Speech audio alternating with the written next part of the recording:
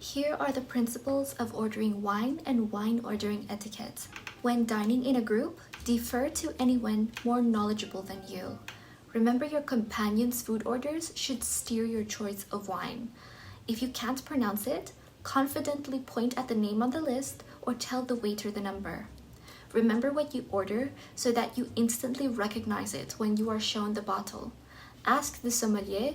It's their job to help and advise. If you want to master social graces, visit dixonetiquette.com and sign up to my free fine dining masterclass link below. Subscribe for a more elegant life. Thanks so much for watching, and I'll see you later.